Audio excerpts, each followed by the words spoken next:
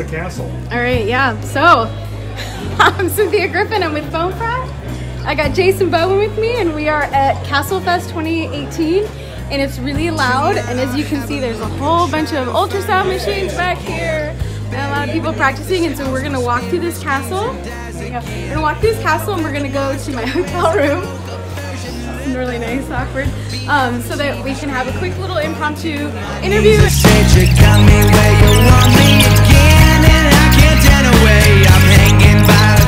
So, Jason, let's see if I can get you in the shot here. So, you right now are Dr. Jason Bowman, right? Yes, ma'am. And you started off in EMS. Yes. Right? Mm-hmm. And you are a first-year resident at University of Kentucky. Yes, ma'am. Right? And then you also are a part of EMS Focus. That's right. So I've had a lot of EMS providers ask me how they can get into doing ultrasound and how they can do it if they don't have a machine, if they don't know what the images look like, and how to even start. And I felt like you would be the perfect person to tell me what to tell them. Absolutely. So what do I tell them? Absolutely. So if you're wanting to get into EMS ultrasound, the first thing you got to do is just learn about it. Mm-hmm. And the best way that we figured out to do that is we try to have a presence at all the major conferences. We come out to like EMS World, Echo. We were just at Fast18. I heard that was awesome in Nashville. It was. It went really well. Done by like Flight Bridget and Eric Bauer and all those awesome dudes. Yeah, no, it was an honor to be a part of that conference. Mm-hmm. But we try to do these conferences the Flight Bridge one. There was a little bit of money for it, but and then the EMS World one, I think they charge. I'm not sure about Echo, but it's we try to do these as a very low cost at least. Mm-hmm. These are like 4 to 6 hour classes generally to get you familiar with what you can do with ultrasound, to give you kind of a taste of it, give you some idea of how to do it, and you'll kind of understand how difficult it is, and in some cases how easy it is, but you'll understand like what the real world limitations are. We try to, we don't want to be zealots. We try to like portray what you're actually going to be doing with it, and what it takes to really get into this. And so that's kind of how I'd say the first way to get into this is educate yourself. Come to a conference, and we'll do our best to kind of get you into this stuff. What's the next conference that you guys are going to be at, or that you're going to have a Echo and EMS World are coming up. I think Echo's the next one. I can't remember though, but they're both within like a month of each other. October. It's in the fall. Yeah, it's in the fall. But those are the next two big ones that we're going to be at as a group. That's what I do. I try to come and get yourself educated. We will go over a lot of the stuff. That's one of the ways that we've kind of worked as a group is we've gone around, we've made a lot of mistakes getting this stuff out ourselves. And we've talked to a lot of people that have worked on this. And so that's one of the things, if you're trying to get your agency into EMS ultrasound, we want to make sure to kind of go over how to do this and like how not to do it as well, because we've screwed up a lot of the like logistical things and that's how it really comes down to it. You can say, oh, this is really cool, I love this stuff. There's always details. There's always going to be details. There's always things that are difficult. But I feel like EMS ultrasound is something that's definitely worthwhile to go after, for sure. And we want to see you succeed. That's the main thing. So come to our lecture, and we'll give you kind of the beginning details of it all. We have a comprehensive ultrasound course. We have like a quality assurance program we do afterwards. We have all this kind of crazy stuff that we do whenever your department is ready to really do this. And we feel like it's the best way to bring a department from not ever touching an ultrasound machine to doing EMS ultrasound regularly. We feel like that's the best way to do that, but we want you to be educated before you go after that.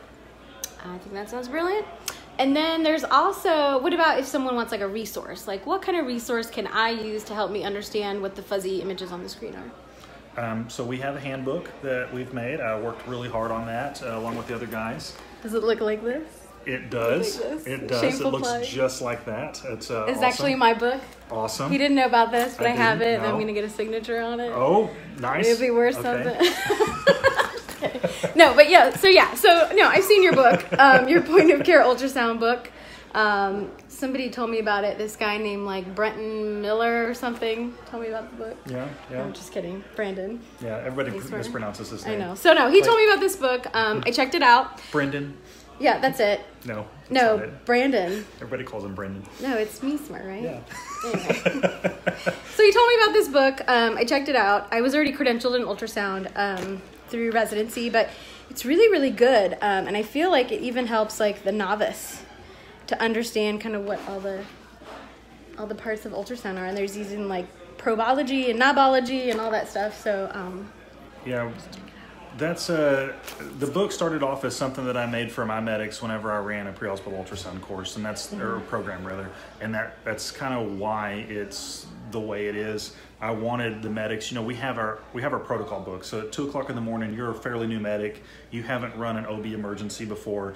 You're like, what's the dose of mag in preeclampsia? You're going to flip open your protocol book. That's your Bible. That's your go-to at 2 in the morning. Yeah. You know the protocols. You know what you need to do, but you're going to refresh yourself real quick before you go do it. Ultrasound can be kind of the same way. You've got some things that you maybe know how to do, but haven't really done them on your own yet, or haven't done them in a long time. And so I wanted the guys to have something they could flip open at 2 in the morning. And ultrasound's a very visual thing, so it needed to have lots of pictures in it. And I wanted something for them to be able to go to. And so that's what I made. I made a kind of a flip book for them. It stayed that way for a while, and then, me and the guys, we started finding things that we wanted to add in, and like, well, this is cool, let's start talking about this, and this is cool, let's talk about this, and eventually, it became a book. And it's basically notes to ourselves to a large extent. It's things that we try to find useful. So it's not a textbook. There's plenty of great, wonderful textbooks out there. We just wanted something to carry with us to remember. And honestly, I use it like probably once a week. I flip to something that's in there. I find like I have a graph of EPSS to EF. So basically it's a way to look at how the mitral valve's moving and estimate their ejection fraction. And I've got a graph in there, and I'm flipping to that like once every week or two to try to figure out exactly what somebody's ejection fraction is. Yeah, no, it's a really cool resource. I carry it with me whenever I go to the ED. I carry a bunch of stuff though. It's been really helpful. And I do awesome. like how it's got like tons of pictures, and it's really easy to use. And usually when I have someone who's interested in ultrasound but doesn't know where to start, that's where I tell them where to start. Well, I'm flattered. So let's see what else. So you also do a lot of work with EMS POCUS. And so other than your class, and then you said you're doing the thing in October, right? The conference. What else do you guys have going on? I mean, we have our comprehensive course that I mentioned a minute ago was April and June is the next two that we have. And is that just for anybody? Is that for EMS? Is that for nurses? Is that for pre-hospital? Is that... I mean, anybody can come to it. It's aimed towards EMS, but I mean, it'll work for anyone. Our goal is to bring you from nothing to something. Okay. So that's the goal is, we're not focusing on fine skills. We're not focusing on advanced anything. We are focusing on bringing you from, I've never touched a machine before, to I'm now going to go back to my department and lead the ultrasound program. Oh. That's where we want to try to bring you to. Okay. And so, I mean, it's a pretty comprehensive course. It's an aggressive undertaking, I'll put it that way. All during residency too. Yeah. That's insane. But I mean, it's a big course. We have that. We have a QA/QI program that we can do afterwards. We have lots of different things like that because the whole point, we want to be what gets you. We have a pre-course, so we want to be the part that gets you ready. We have the course, and then we have the post-course because we want to be your like training the afterward wheels. Stuff too. Exactly. The biggest issue we've seen in the past is people will come in for like 4 hours, teach you how to do like the FAST exam or something like that, and then you never see them again. And we've seen that, the first EMS ultrasound program was in 2000. And EMS ultrasound's not widely adopted. I mean, if it was 18 years ago, it should be pretty widely adopted at this point, and it's not. And I think the biggest failing has been because of the way that the training has been done. And that's how it's always been done in the past, is this swoop in and leave. And so we want to be your training wheels going forward. So we have a lot of different things that we do. But I mean, if you're just getting into it, none of this stuff matters to you. You need to come to one of the conferences, one of the entry-level things, so you understand why you should be as excited as we are about this stuff. And so those entry-level ones that you guys do at conferences, do those cost a lot? Are they free? Are they just part of the conferences? It depends on the conference. It's not up to us, so we don't get the money out of it. So it's really up to the conference. I know FAST was like $125. I don't know how much EMS World is. That's not bad. I'm at Castlefest and I'm paying like a good $3K, if not more. But I'm a physician, right? So we have that money, maybe? No, still in debt. So that's actually a really good deal. Future money. Future money. No, it's still future money for me too, and I've been out for a while. So very cool. So so I encourage everyone to check out these classes, especially if you're at a conference, and sign up for it because you're already there for the conference anyway, and then you're going to get an amazing deal with amazing instructors on how to do ultrasound. Anything else that you want to spread the word with ultrasound, or if you come to SMAC, Gelfest, as I have my shirt here. Oh yeah, in Sydney. We're planning one in Do you know Sydney. it's like a 20-hour flight? Oh yeah. I just looked into that. It's like it's not ways. cheap to get there. Nope. So okay, Nope, so there'll be a Gelfest there. There's gonna be a Gelfest there. And so, just for the people who don't know, what exactly is Gelfest? So Gelfest is a little undertaking that we've done since some of the first smacks, where we basically rent out a pub or a bar or something like that, some awesome place. We rent the whole place out and fill it full of alcohol, ultrasound machines, alcohol, and vomiting mannequins now. We've teamed up with Jim DeCanto and his salad team, awesome. all the salad stuff. Yeah. And so we basically have a great time. We do a lot of ultrasound games and we do like sim type stuff and competitions. Awesome. And we try to train you up. We'll take people that have never touched an ultrasound machine, train you up so you do ultrasound, and then you compete against another team of people that have never touched an ultrasound machine before. Yeah. So it's just lots of fun. And then you've got puking mannequins at the same time. All in a bar. And all in a bar. It's been a blast every time. Yeah. So it's a good thing. Well, so hopefully I'll see you there. I'm thinking about going, although I don't know, I got to get the time off work, but I know I'll regret it because I always see like all these awesome posts. So anyway, well, that's about it. So this was just a quick little impromptu interview, I guess. So yeah, it's good seeing you in person for the first time. Although we've been Twitter buddies for years. Yeah, so finally meet in person. I know, it's so crazy. So yeah, I wish you guys the best. And then where can we check out all the stuff that you do? EMSfocus.com. And on Twitter. Okay, amen, brother. All right, we'll put links on there. So peace out, guys. Take care. Bye. Hey, I'm Cynthia Griffin. I'm with Foam Frat, and I am so lucky to have Mike Mallon here from Ultrasound Podcast. And I just finished up with Castlefest. It's been a really long week, but an awesome week. The last day is Recess Fest, which has been really great. And he's willing to let me ask him a couple of questions real quick about ultrasound and EMS. So tell me, where do you think EMS is going with ultrasound? Like, how do you think we can use it for resuscitation in the pre-hospital setting?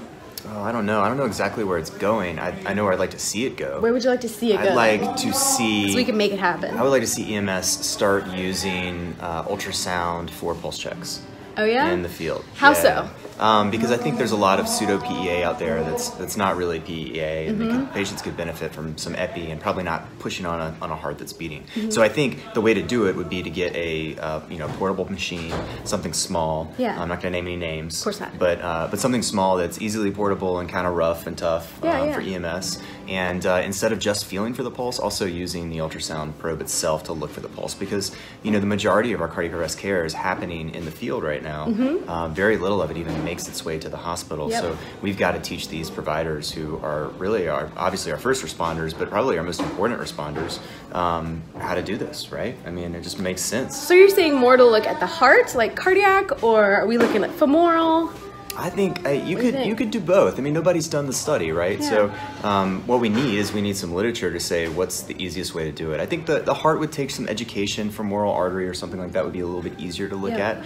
But I mean, this isn't rocket science, right? I mean, you're looking at a heart, you're saying that's beating or that's not beating. Yep. We're not talking about measuring ejection fraction. We're not talking about crazy cardiac measurements. Just like a quick look then. Huh? Yeah, quick look and see what's up. I think it's got some serious potential. Awesome. Very excited about it.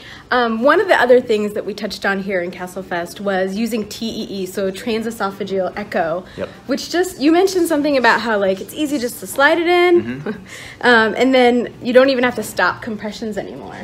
Basically, you keep going to see if the heart's going, and it just seems like it's going to be standard of care at some point. Yeah, maybe that price is the issue. Price is definitely the issue. So our big problem with TEE is that, one, it's a fairly new modality for emergency medicine, right?